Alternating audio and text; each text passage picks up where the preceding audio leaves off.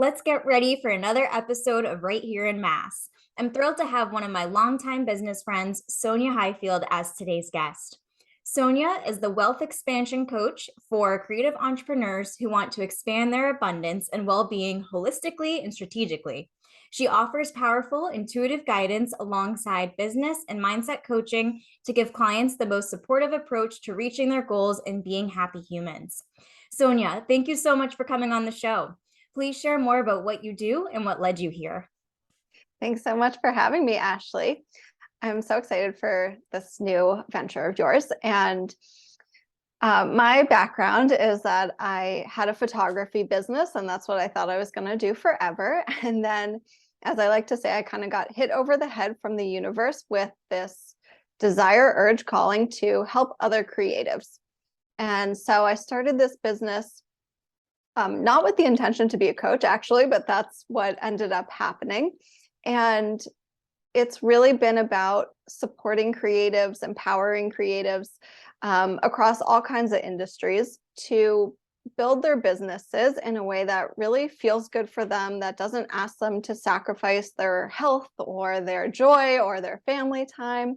And just looking at it from all angles so that we can make sure that their businesses are profitable, that they're powerful for who they're serving, that they have good boundaries, and we work on their mindset and some energy coaching, and just really make sure that they are happy, healthy humans along the way. So whatever, they whatever goals they have for their, we're focused on those, but it's never ignoring, what's going on with them personally.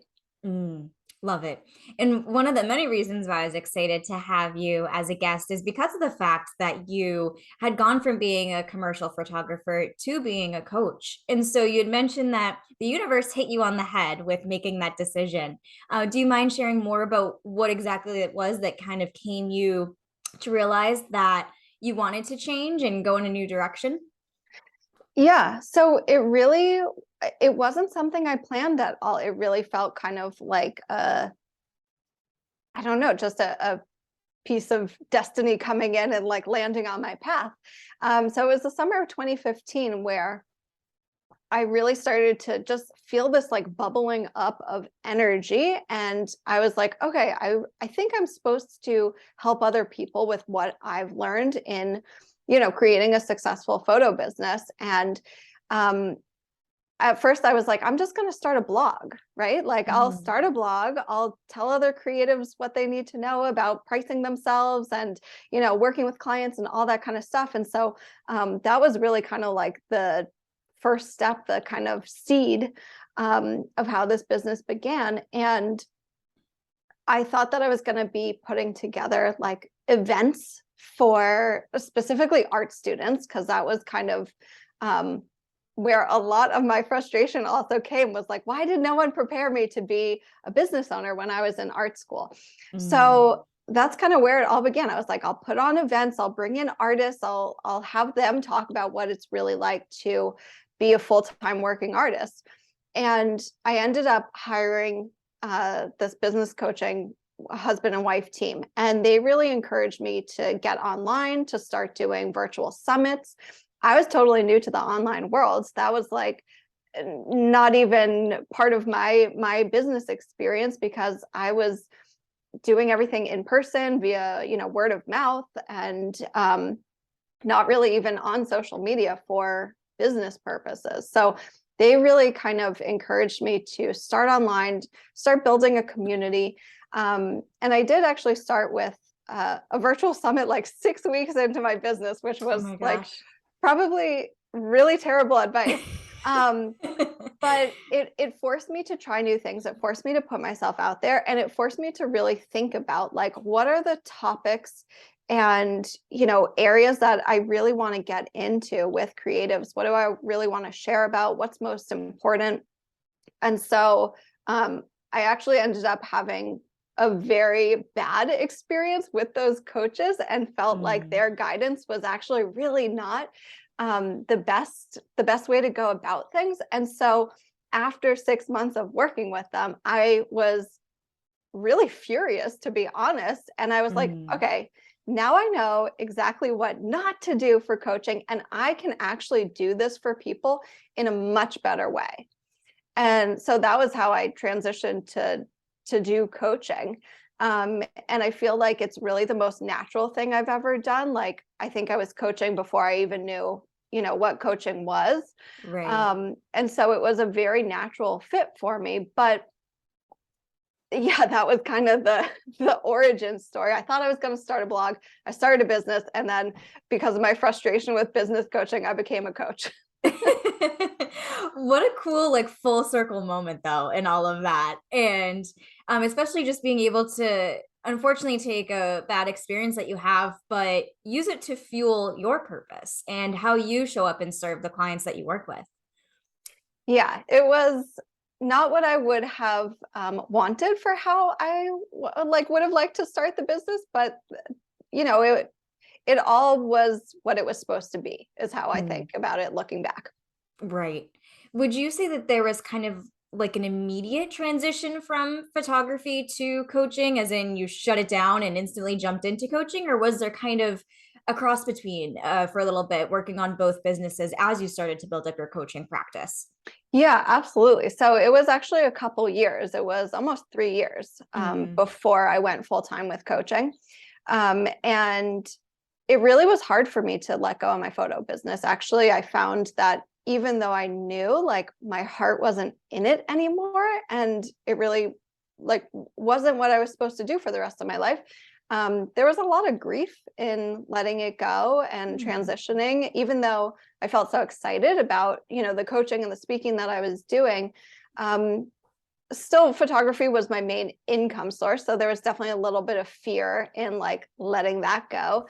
right. And on paper it didn't make sense to go full time with my coaching when I did, but it was really more of that, inner knowing and kind of like energetic awareness that I can't be doing both of these things anymore. And like, my heart's not in photography. So like, one of the things that made it easier for me to transition was like, wow, how cool is it that I can now pass along clients and referrals to other photographers who are so excited about this, who are going to like Yeah. really appreciate, new clients, new business, and just to be able to pass along that experience to other people who, wanted and need it. That kind of helped me make make the leap. Absolutely. And I want to repeat one thing that you mentioned because I think it's really great advice and it kind of goes against the grain of what we're ultimately taught as an entrepreneur. And it's the fact that you said that you went full time with coaching before financially it made sense. And so there's a lot of buzz about you can only go full time with your business once you can fully replace your income that you're currently having and things like that. But exactly what you said, I mean, energetically, you can't balance both at the same time. And if you're trying to do two things, then the time you're spending on the business you're trying to get away from is taking away time from the business you're trying to grow. And if you have more time, you can do so much more and actually have the capability to grow it. So I think that that's really good advice that you just shared and something that I think our listeners will really resonate with for those who might be considering kind of taking that leap on their own. Yeah, I mean, I think it's different for everyone. I think for some people, Mm, having even a part-time job, or working part-time in your business, like, I think that there's a whole bunch of different ways to do it. And so, I never recommend anyone just kind of like leap with no financial plan, but I knew that I had enough of a safety net. um, and you're right, like, it's really hard to do two things really well. But I just want to say, like, there's no shame if people have to have a part-time job, mm. or build up, have 3 to 6 months of finances before they go full time. I wouldn't necessarily recommend people do it the way I did it, just because I think, again, like, on paper it didn't necessarily make sense, but that was my path, and I think can do it differently. And at some point, you do have to just decide, like, this new path is it for me, and I'm going to make it successful. But finding your own, timing, and also like safety within your decision, I think is key to note. Without a doubt.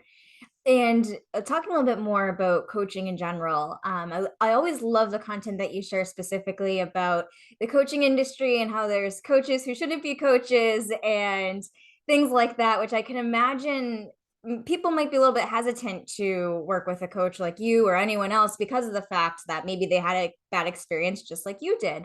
And when basically anyone can just say that they're a coach. And so, what are your thoughts on that? And how do you kind of work through that? And along with that, kind of like a three-sided question, what do you recommend to people who kind of might feel that hesitancy for hiring a coach because of things that they've seen and heard and even experienced?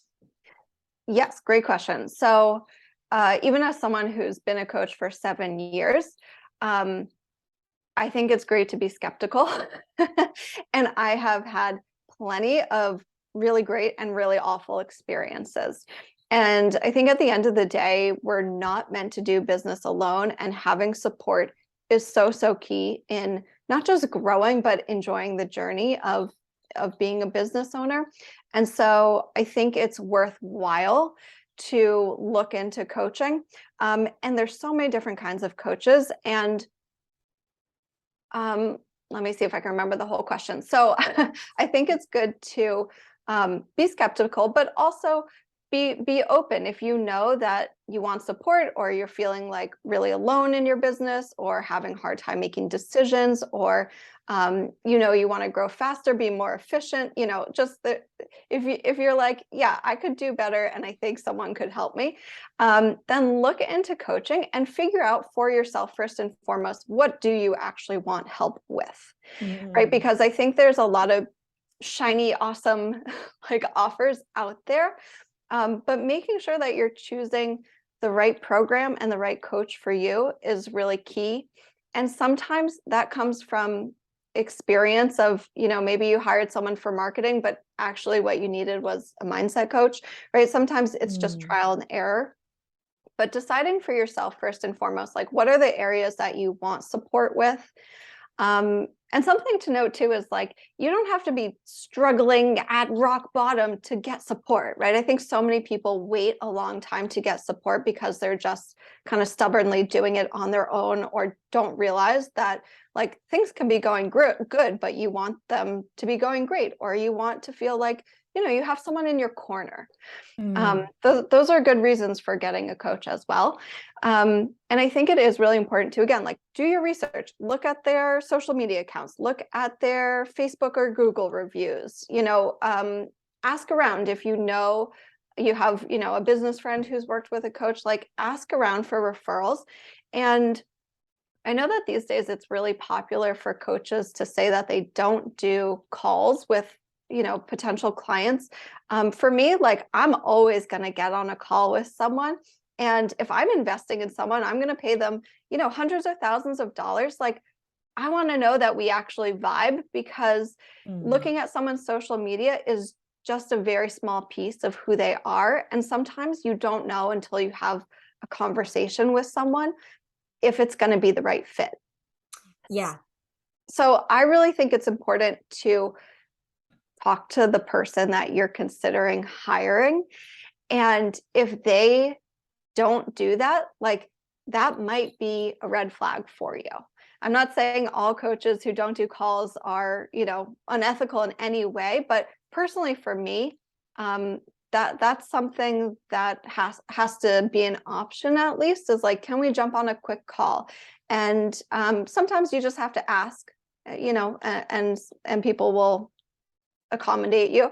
But for me, it's really important that, like, you do your research, you make sure you're clear on what your support desires are, and also on your budget.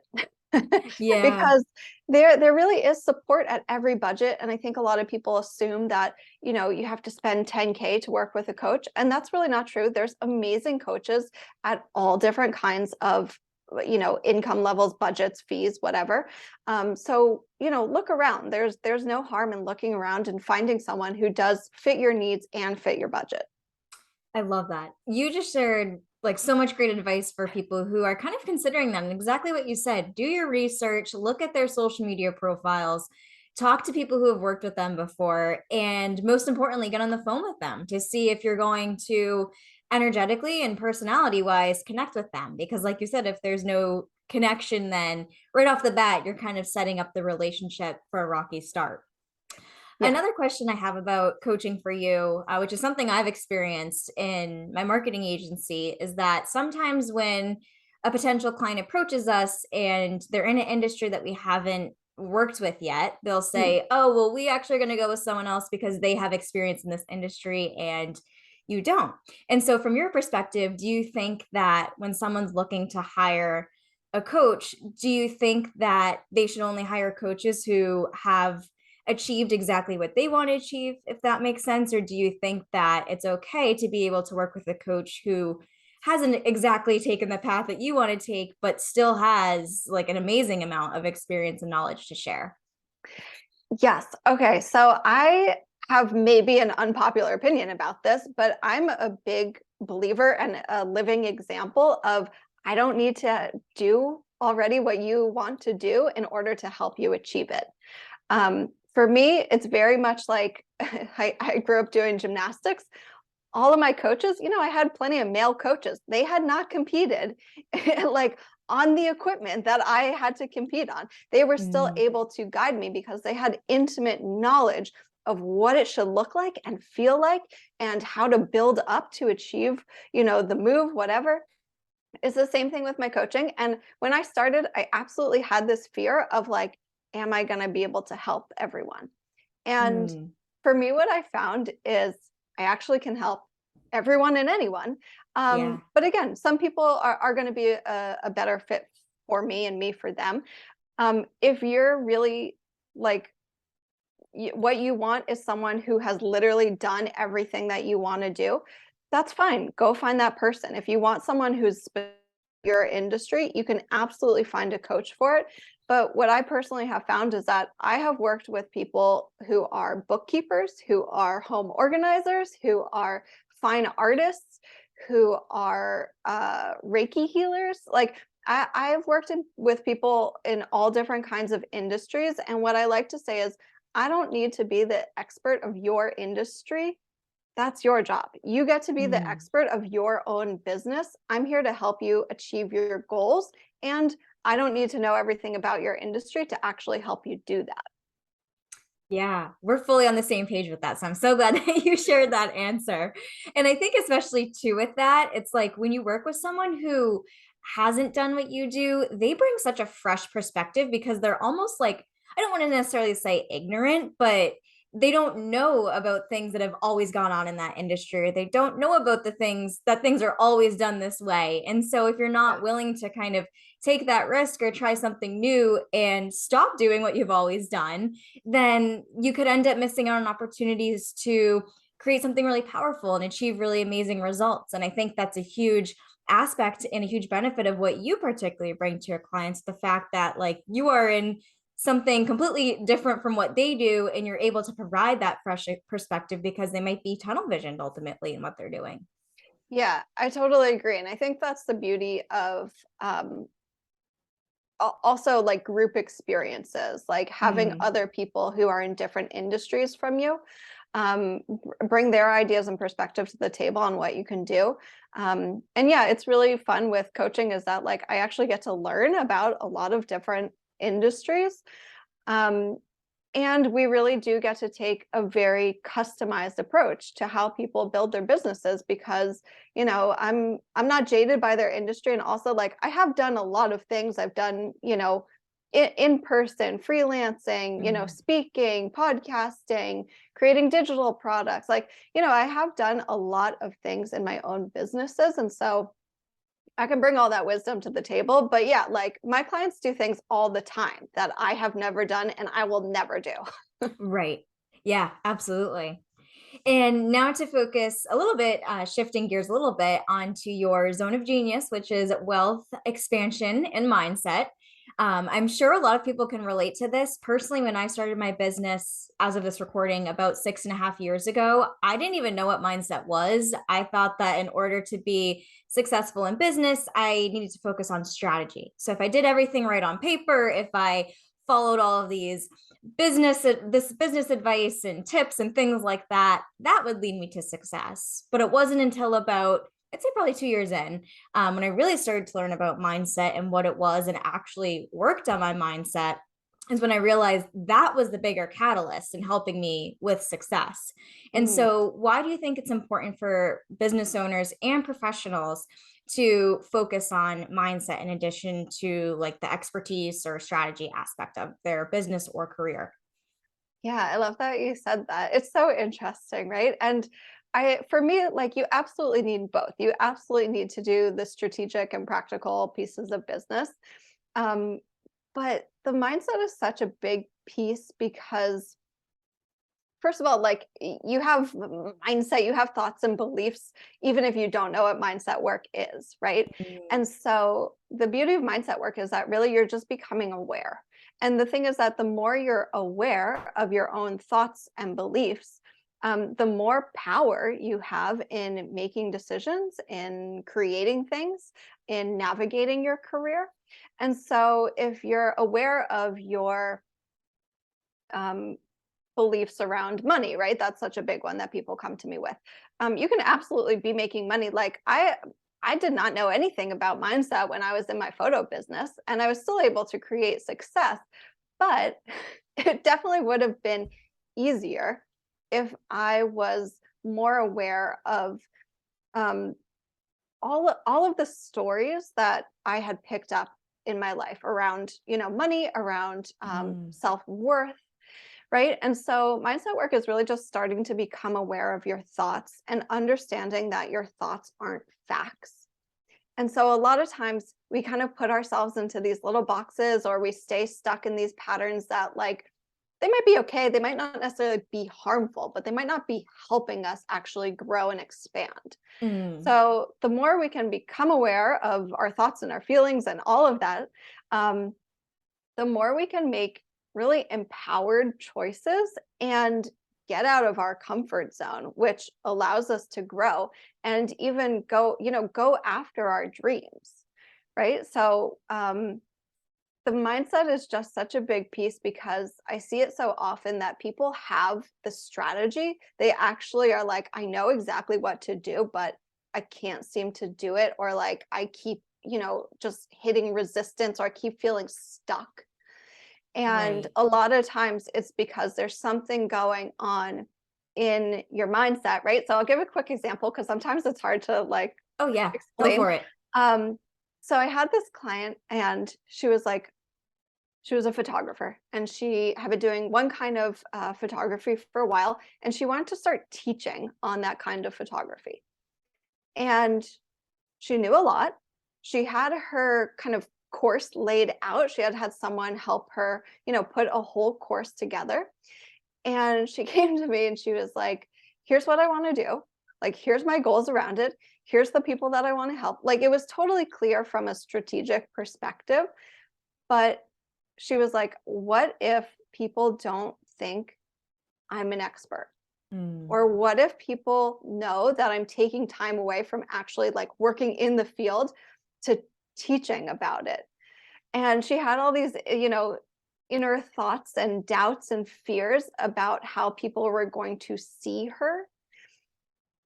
And that was keeping her from actually just implementing the strategy. So once Mm. we worked on the mindset around like, you are an expert on this, you're allowed to choose how you use your own time. Just because you're not shooting 100% of the time doesn't mean that you're not a real photographer. It doesn't mean, like we had to kind of work through all of those stories that she was holding on to inside, and then she was able to go implement, and now she teaches brand photography and she still shoots and like it's all beautiful and lovely. But without that mindset piece, she was never going to really get to the strategy, or she wasn't going to actually get to implementing it and doing what she wanted to do, um, at like a quote unquote reasonable rate. Right. Yeah. And I love what you've shared about stories and the things that we pick up throughout our lives that really shape our own beliefs and our own mindset, which is something that I myself had to learned as I've gone through being a business owner, and which I want to share as well because maybe our listeners can resonate with it. But one of the biggest struggles I've had is just worrying about money, which I think a lot of people can relate to. But specifically with business, worried that I wasn't making enough money, that for some reason I was worried that my money was going to get taken away from me, like just all of these thoughts and worries were constantly popping into my mind about it. And I was always so worried to spend my money because I was like, I need to save.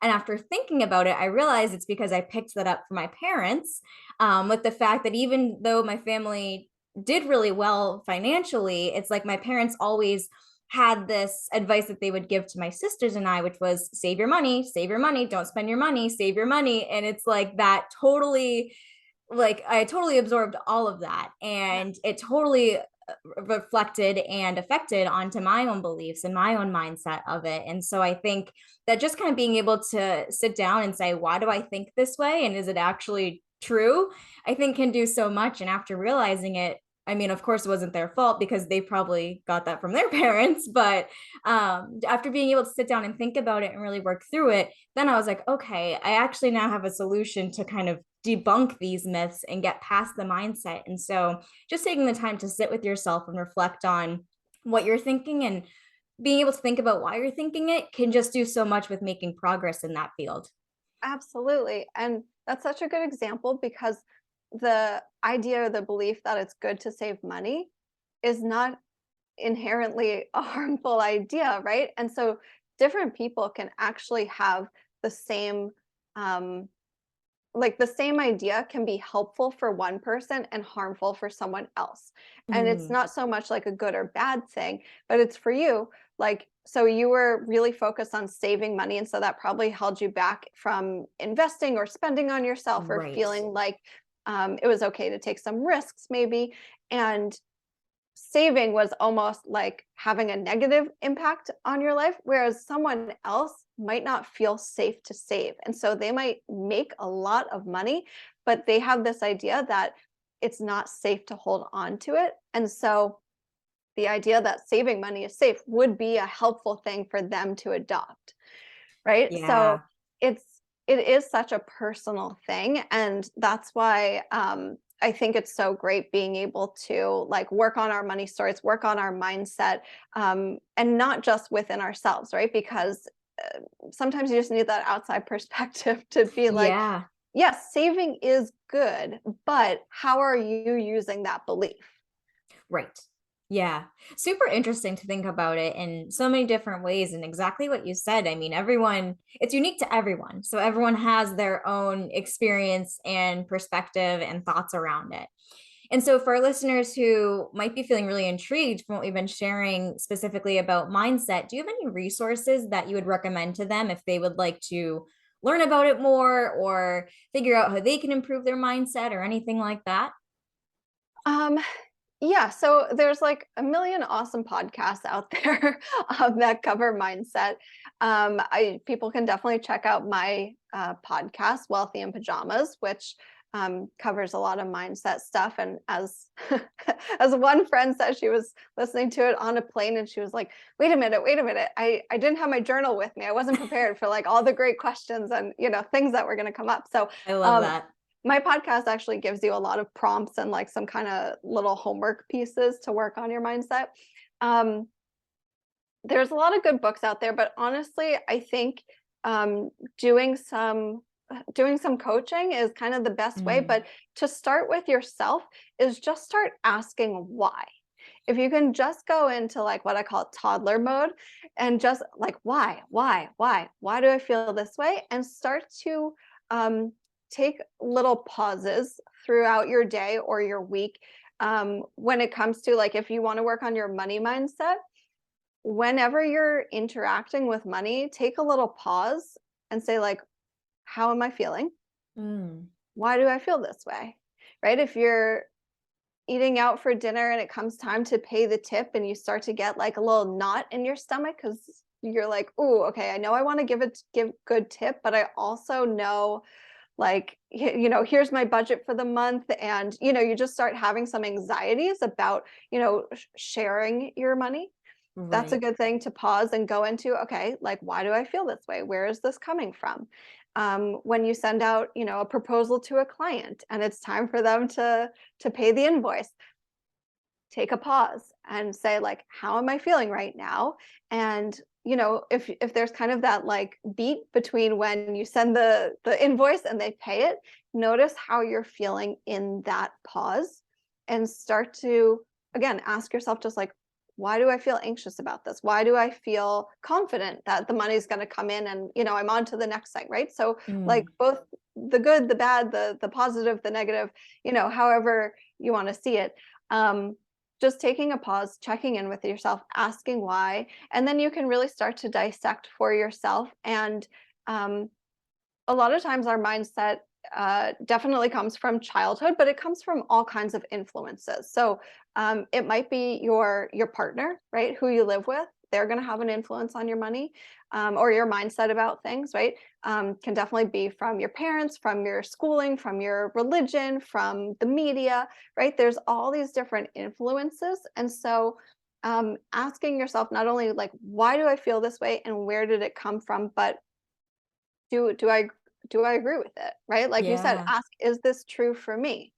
Do I agree with this? Do I want to keep feeling this way or Mm, thinking this way? That's a really good place to just start kind of like self-coaching yeah. on your mindset. I think that's great advice. Exactly when those thoughts tend to pop in your mind, stop and think about it and just be able to reflect on it. I love that.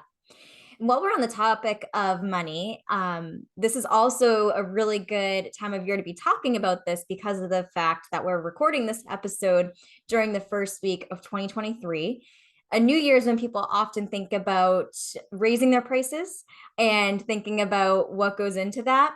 This is a topic that you share a lot of content about. I know it's something that you coach your clients on, but it's a big challenge that people face because of that imposter syndrome. And Mm. so when it comes time for businesses to raise their prices, or on another scale, if they're putting together a new offer but don't know how to price it, what's the advice that you would recommend in both situations for them? Okay, so my thoughts and feelings on pricing yourself are that, um, number one, your prices have to be realistic for you. Mm, So a lot of people like to start with the question, what's reasonable for other people to pay for this, service, product, whatever? That's the wrong question. The right question is, what's reasonable for me based on your actual numbers? And I understand, as someone who used to be absolutely like number avoidant, um, I know that's hard to sit down and kind of look at sometimes, but you're going to do so much better and actually feel so much more connected to your prices and your money if you're basing your prices on not only what are your current expenses, but where do you want to go, right? Like, what do you want your profit margin to be? um, mm, what do you want to put towards your savings, your retirement accounts? What investments do you want to make, right? um, because I think a lot of times people will price themselves based on like, what are just my current needs. And so that's a good way to kind of plateau, or have just enough, right? Is like, if you're only looking at your current, what am I making and what do I need right now? um, so for pricing, I think it's kind of multifaceted. I do have a pricing guide that's free on my website that people can go and look through. But basically, it looks at your whole life expenses, right? Because your business has to pay for not just business expenses; it's got to pay for your whole life. yeah. And that's one mistake that I do see people make, especially when they're kind of like at the beginning of business. So it's got to cover both your personal and your business expenses. And then adding in your goals for retirement contributions, savings, also thinking about like any debt that you have to pay off. So adding all of those numbers up. I also include like a fun money account, right? So like saving for vacations and whatever those other pleasures, luxuries that you want to have. Um, Adding all of that up to find kind of a minimum income goal is a good way to start. And then you can start to break it down and figure out by offer or product, like how much you want to charge. That's kind of like a general guideline is you have to know your own numbers. Um, Yeah. the other thing is that it does vary a bit by industry, right? So I encourage people to do a little bit of research, but not get stuck in what are other people charging, because you're going to find such a wide range in most industries. Like there's going to be quite a range. Right. So you really have to figure out like, okay, what works for me, and then figuring out how you want to charge, right? So like, how an artist who's like painting large canvases is going to charge, is probably going to be different than how, a nutrition coach is going to charge. Mm. So you have to figure out for yourself. And there are lots of resources out there. Again, do a little bit of research, but at the end of the day, like, it's really up to you, and it's your business, and it's your goals, and it's your lifestyle. And so you just have to be confident that your numbers relate to you, make sense for you. And then I think it's easier to go out there and feel really confident and like, here's why I'm charging this. And the other important piece, of course, is that you're speaking to the people who have you in their budget. Right. And that's like one example I love to share is like, um, you can buy mascara at CVS for, well, probably used to be $3, probably $5 now, right? Like inflation. But you can buy, some cheap CVS mascara, or you can buy mascara that's like $400. It's all pretty Mhm. much the same black goop, but Yeah. people have decided that's what they want to charge. And then they're speaking to an audience that is going to have that in their budget and value it at that level. Absolutely. So when it comes to imposter syndrome, like the thing I really like to remind people of too is, if you're not brand new in business and you've probably raised your prices a couple times, and you can think back to the last time you raised your prices and you were freaking out and you're like, is anyone going to pay it? I don't know. Like, and then inevitably someone does, right? You get a new Right. client, they have no idea what your past prices were. They just see the current prices. They're like, okay, great. Love it. I sign on. It's actually not such a big deal, but we have that internal battle with ourselves. And so again, when it comes to the mindset behind it, it's like being confident and being clear in why you're charging what you're charging, I think really makes it a lot easier to go out there and sell. Amazing advice. I want to repeat a few things that you shared because they really stood out to me. And I imagine that our listeners will appreciate them as well. But the first being that you mentioned when you're putting together your pricing to not only think about what your needs are now, but to think about your future needs. And personally, I had never heard that advice before. And I think it's really amazing to think about is like, you're going to have different needs and different wants as time goes on. And so you can't kind of pigeonhole yourself into one spot because things are going to change. And so I love that idea of being able to think about what might come up in the future and being able to incorporate that into your pricing. Um, I think that's really huge. And just being able to kind of focus on that and be able to use that with your pricing. And secondly, what you mentioned, getting into the mindset of the fact that a new client who's going for your new pricing won't even know your old pricing. So it's like that validation where if one person says yes, then you know that other people will say yes as well. And just being able to speak to the people who will be able to afford your pricing at that point. And from a mindset perspective, I always say, well, if someone scoffs at my new pricing or whatever, doesn't really want to pay that pricing, then they're not a client I want to work with anyway. Because the clients who value you and what you offer and what you specialize in will pay that price. Yeah, and it's not one of those things where it's like, oh, someone is, better or worse as a person because they don't want to pay my price, right? If we can just kind of let that piece of it go and just say, well, I'm just talking to the people who have this in their budget. And, Right. if someone's showing up and like trashing us over our prices, like that's really not our problem. Yeah. That's such a big reflection on their own mindset, and it's like, cool, no worries, I bet you can find someone who has your price. And like that's just simply not me. Yes. I love that. Um, one thing that it's just switching gears a little bit, but one thing that I love seeing that you post on your Instagram stories all the time is the fact that you have huge self-care routines and you're really good at setting boundaries. And I love seeing that content that you share. And so I'd love if you could share with our listeners what your daily routines are for that and how you protect your energy as a business owner. Ooh, sure. Yeah. This is something that, again, I think has to be really customized and personalized to you. Right. I'm someone that has chronic pain conditions, so I kind of have to take extra good care of my body and put that first. And that's something where sometimes that's frustrating.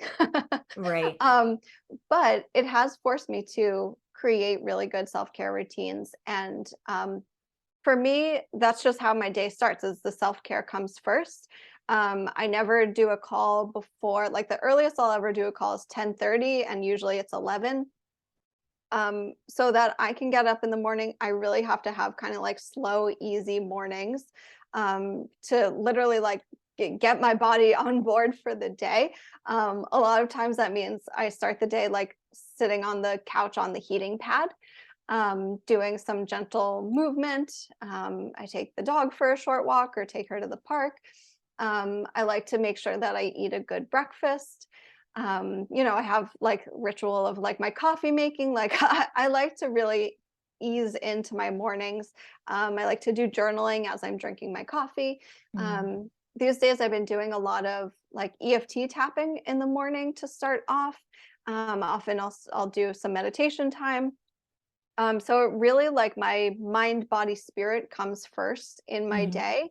And I find that whether I wake up in a good mood or I wake up not in a good mood, it's important to do those things. And then I can get into my day, and whatever I'm working on or whoever I'm working with, I'm going to bring a better energy. I'm going to bring more focus, to my work if I take care of me first. Mm. Um, and for me, like, I'm just not an early morning person. Like, that's just, it's never been me. It's never going to be me. And so, not trying to put myself on, anyone else's version of a productive morning. Um, and then for me, I found that like, I have a major afternoon slump. So like, Yes, I can relate. yeah, so, like, usually around, like, 3 o'clock, like, 3 to 5 o'clock, I'm pretty useless, so Yeah. I try to not schedule calls for that time. That's kinda my time to, like, take a break, take it easy, take a walk, sit on the couch, whatever I wanna do, because I know, like, my energy is just not there, and Yeah. I've gotten a lot stricter over the years with when people can book calls. And so my schedule these days is, pretty limited to like 11 to 3. Like that's generally the time Mm. when, I'm actively working in the business, doing client calls and that kind of stuff. Um, I'm a big believer in like starting and ending the week with kind of flexible CEO time. Um, Yes.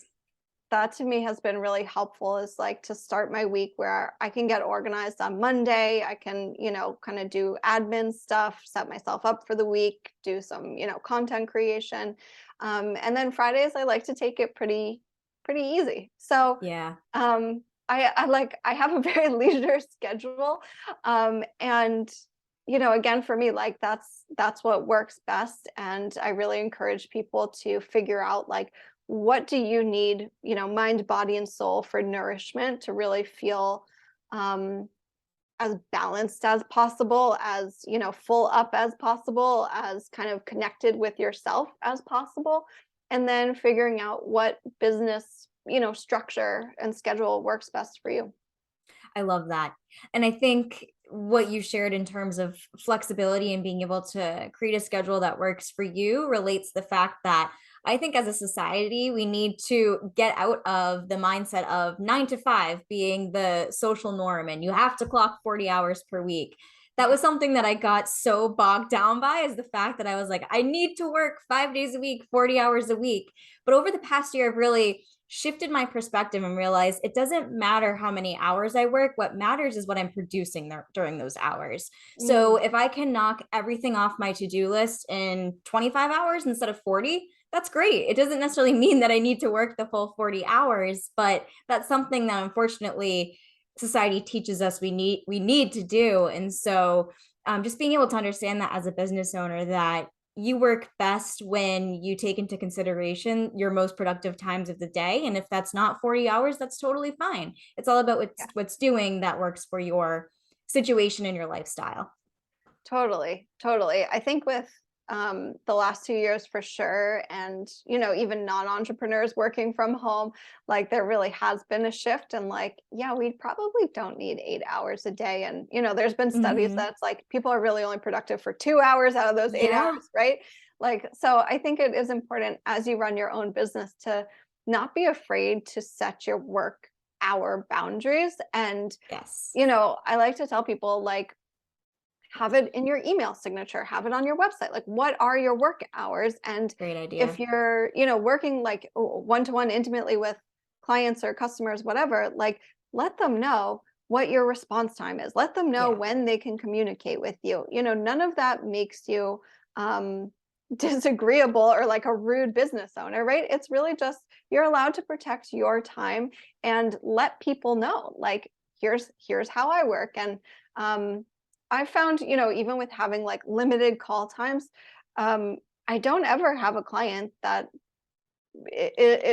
doesn't find a time or, can't Exactly. figure out like, okay, here's when I can give myself an hour because this is when, Sonia's available. Like it really, we have a lot more time freedom than I think we do sometimes. You're absolutely right. And while we're on the topic of entrepreneurs, what would you say your favorite local businesses are to support?